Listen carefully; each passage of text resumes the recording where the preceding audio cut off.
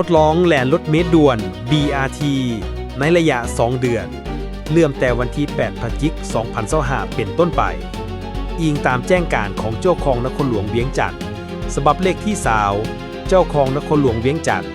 ลงวันที่ 7 พฤศจิกายน 2025 ได้ระบุไว้ว่า เพื่อความเป็นระเบียบเรียบร้อย และความสะดวกสบายของผู้โดยสารทุกท่าน ที่มานำใช้รถเมล์ด่วน BRT เจ้าของนครหลวงเวียงจันทน์ขอถือเป็นเกียรติแจ้งมายังบรรดาท่าน และการจัดตั้งทุกภาคส่วน เพื่อทราบและให้ความร่วมมือในการนำใช้รถเมล์ด่วน BRT โครงการขนส่งแบบยินยงในตัวเมืองนครหลวงเวียงจันทน์เป็นโครงการบุริมสิทธิ์สำคัญของรัฐบาล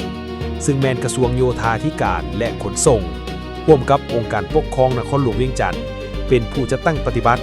ภายใต้เงินกู้จากธนาคารพัฒนาอาซี ADB และคู่ร่วมพัฒนาที่จะตั้งปฏิบัติอยู่นครหลวงมาฮอดปัจจุบัน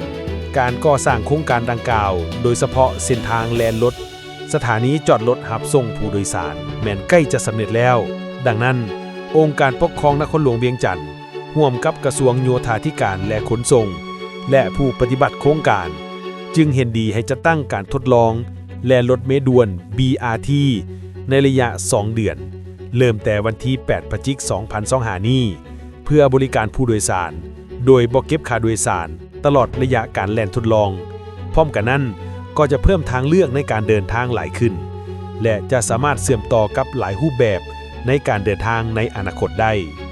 การทดลองแล่นรถเมล์ด่วน BRT แม้นมีรายละเอียดดังนี้สายทางแล่นทดลองแล่นเข้าออกตัวเมืองมีทั้งหมด 8 สถานีคือ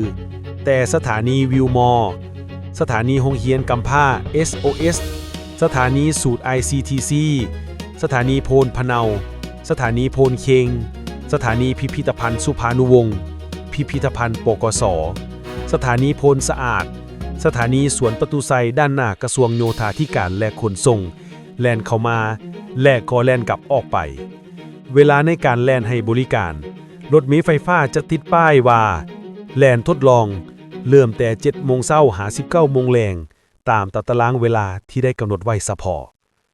ในชั่วโมงรถเมล์ด่วน BRT แล่นให้บริการแม่นห้ามเด็ดขาดบ่ให้ผู้ขับขี่รถทุกชนิดขับขี่รถของตนเข้าในเส้นทางหรือเลนเฉพาะของรถเมล์ด่วน BRT และห้ามจอดรถของตนอยู่เลนแล่นรถปกติตามแคมเส้นทางที่รถเมล์ด่วน BRT ไปผ่านผู้ใดละเมิดจะถูกปรับใหม่และจะถูกวิจารณ์จากสังคมและสื่อมวลชนอย่างหนักหน่วงวิธีการนำใช้หรือขึ้นขี่รถเมล์ด่วน BRT ในระยะทดลองแม้นมีคำแนะนำและข้อห้ามเฉพาะจากแผนกโยธาธิการและขนส่งนครหลวงเวียงจันทน์แล้วดังนั้นจึงแจ้งมายังบรรดาทานและทุกการจัดตั้งเพื่อทราบและให้ความร่วมมือในการจัดตั้งปฏิบัติด้วย